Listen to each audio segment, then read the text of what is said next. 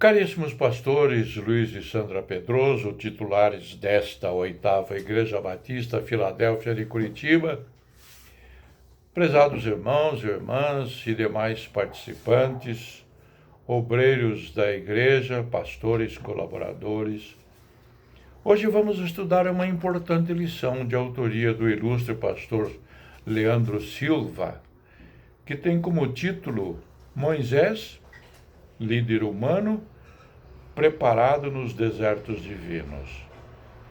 Objetivos da lição. Obviamente, conhecer a história da preparação de Moisés, o homem usado por Deus para libertar Israel dos 430 anos de cativeiro egípcio. Mas também perceber que Moisés foi libertador, profeta, líder, mas acima de tudo, amigo de Deus. E por fim, praticar, isto mesmo, praticar lições que podem ter para a nossa caminhada cristã ao estudarmos a história de Moisés.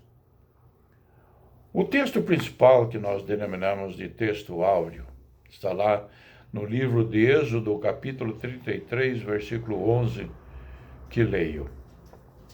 O Senhor falava com Moisés face a face, como quem fala com seu amigo. Depois Moisés voltava ao acampamento.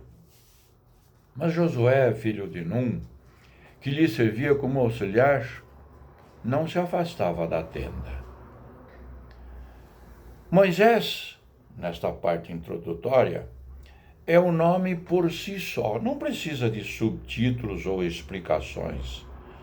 A simples menção do seu nome já traz admiração a judeus, cristãos e mesmo a seculares. Sua história é famosa, tema de vários filmes de Hollywood, peças de teatro e até de músicas. As crianças aprendem sobre ele nas escolas primárias. Mal ou bem o mundo fala deste homem. Ele é símbolo de uma época, de um povo e de um ideal de liberdade. Mas como todos nós, também passou por desertos. Viveu grande parte da sua vida nesses desertos, desertos literais e metafóricos. Muitos estudiosos declaram Moisés como o maior líder de todos os tempos e também do homem mais manso da terra depois de Jesus. Provavelmente isso se deu por causa de suas passagens pelos desertos de sua vida.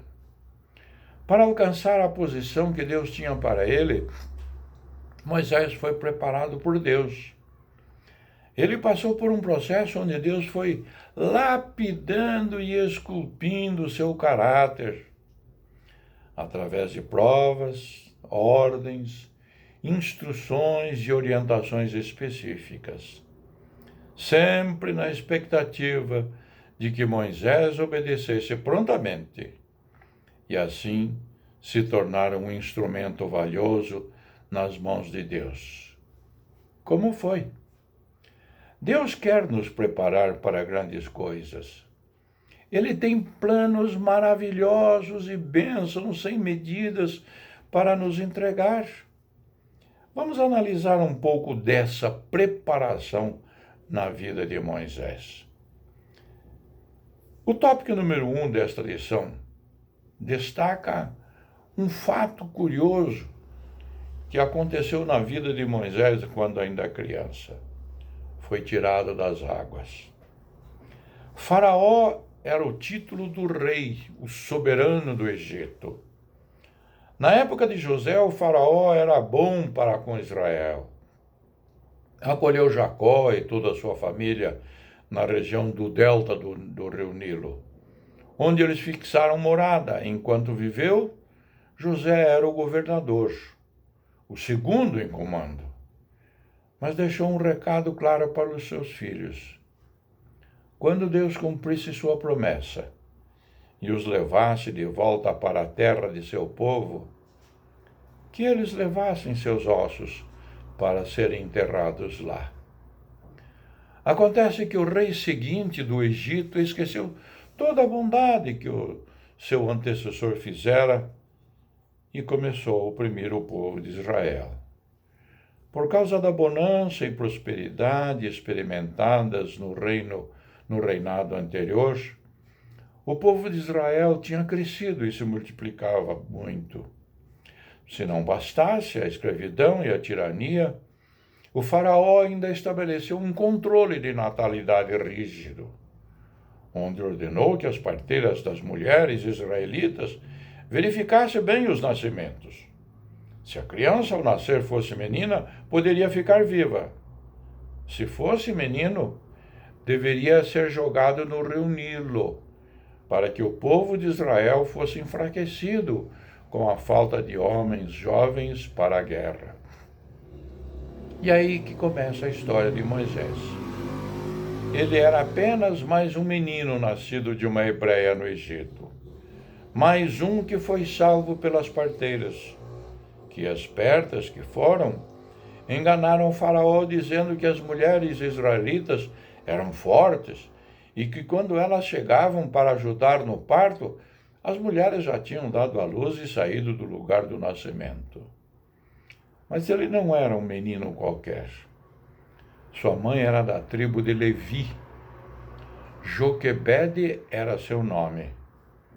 Uma mulher corajosa e guerreira. Escondeu seu filho após o nascimento. E depois de 3 meses, como não tinha mais como escondê-lo, pegou um cesto, passou betume e piche, colocou o menino dentro e o largou no rio. Tinha em mente um plano. Já tinha visto a filha do faraó se banhar no rio diversas vezes.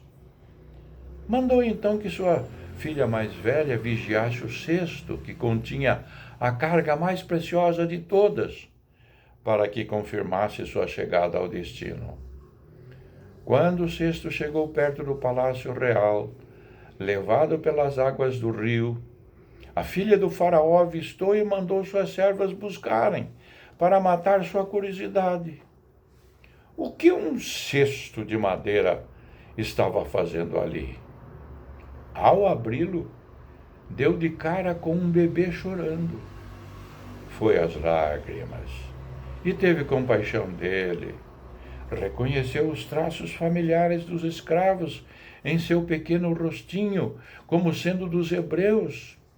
Antes que pudesse emitir qualquer outro pensamento, a irmã incógnita do menino aparece por entre os juncos do rio e pergunta: queres que eu vá chamar uma das hebreias que sirva de ama e te crie a criança?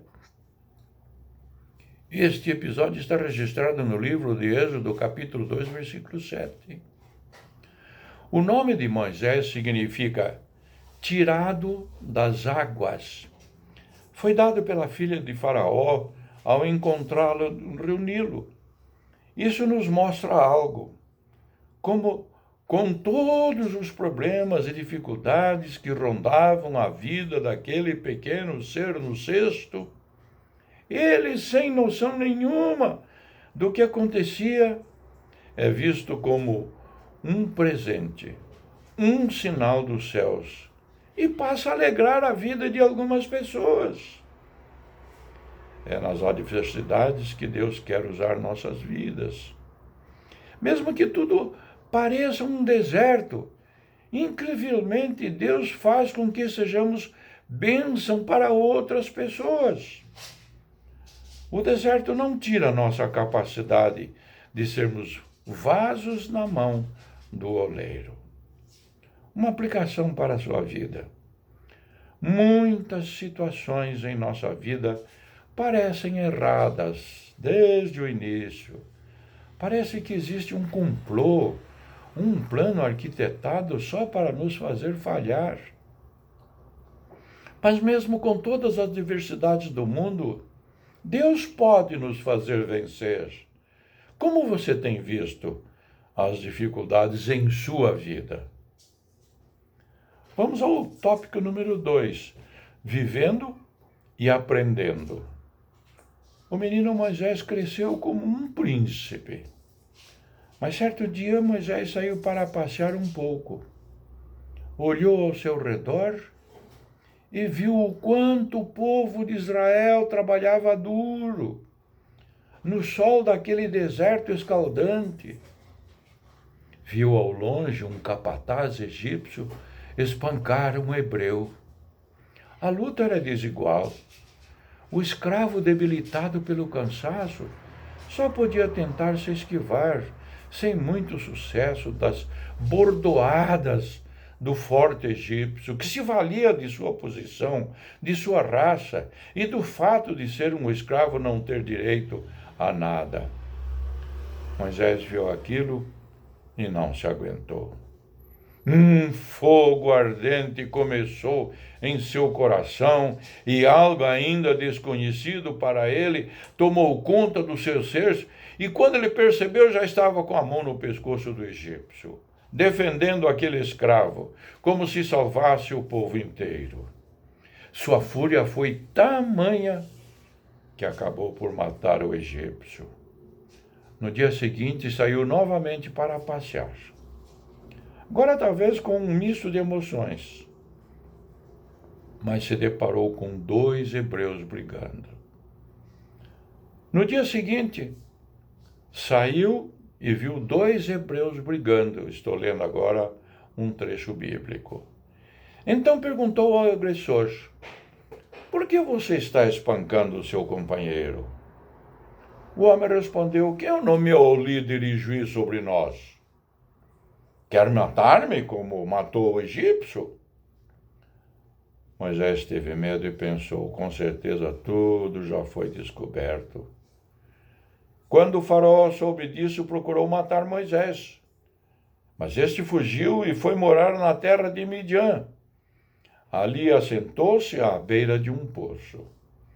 Essa história você encontra no livro de Êxodo, capítulo 2, versículos 13 a 15. Moisés tremeu na mesma hora. Fora descoberto. Alguém mais sabia do que ele tinha feito? Será que aquele hebreu que ele salvara deu com a língua nos dentes e saiu contando para todo mundo que fora salvo por alguém, no caso Moisés, que poderia tornar-se o futuro faraó? Quantas pessoas estão em um deserto por algo que fizeram? Alguma atitude errada ou por algo que falaram sem pensar. E o que fazer? Como resolver a questão? Moisés resolveu tomar a atitude de fugir, deixar tudo para trás. Sua vida de rei, suas mordomias, sua posição e status. Virou as costas e, com medo de ser morto ou preso, fugiu para o deserto de Midian. Qual é a aplicação de todo esse episódio? Não vamos resolver nada, deixando os problemas e coisas inacabadas para trás. O mais correto é ficar e tentar solucionar. Quando isso não é possível, devemos, pelo menos, assumir nossas responsabilidades e aguentar as consequências. Você tem o costume de fugir dos problemas ou deixar coisas inacabadas para trás? Tópico número 3, revelação e chamado. Moisés agora estava em Midian. Após o episódio de defender as mulheres indefesas e casar com uma delas, Zípora, ele se encontra cuidando do rebanho do seu sogro, Jetro, que era um sacerdote em Midian. Nesse meio tempo, após 40 anos, Deus resolveu se manifestar a Moisés para lhe contar o significado de sua vida. Conforme o texto de Êxodo, capítulo 3, versículos de 1 a 4, num belo dia, ao sair com o rebanho de ovelhas para pastar, Moisés avistou uma sarça que ardia em fogo. A princípio não se importou muito com isso, já havia milhares de sarças ardendo. Mas havia algo estranho com aquela sarça. Ela queimava como as outras, mas não se consumia. Não se acabava. Não queimava por completo. E o fogo era ardente. Era diferente do comum. Um brilho maior e mais intenso. Isso atraiu a atenção de Moisés. E ele foi chegando cada vez mais perto. Ao chegar mais próximo daquela sarça, descobriu que ali era um lugar santo e que deveria ter a maior reverência possível, pois estava diante do Deus Altíssimo, a ponto de ter que tirar as sandálias dos seus pés. O Senhor chama Moisés do meio da sarça e lhe comissiona a missão de sua vida: livrar o povo de Israel das mãos de Faraó. Moisés agora estava pronto para ir em frente, obedecer a Deus e ver os sinais e maravilhas que Deus faria para libertar o povo de Israel e cumprir a promessa feita a Abraão. Mas nada disso aconteceu antes de desertos. Este princípio Deus nunca negocia. Ninguém alcançará o máximo de seu potencial, preparado por Deus, antes de ser preparado e lapidado pelos desertos da vida, os desertos divinos. Vamos a uma aplicação. Estamos tão preocupados em sair do deserto ou em cuidar da rotina do nosso dia a dia, que nos esquecemos de prestar atenção nos detalhes, na voz de Deus, na brisa suave do Espírito. Você se desespera quando está em um deserto? Como conclusão, após a libertação de Israel do Egito, foram mais 40 anos peregrinando no deserto. Moisés não chegou a entrar na terra prometida.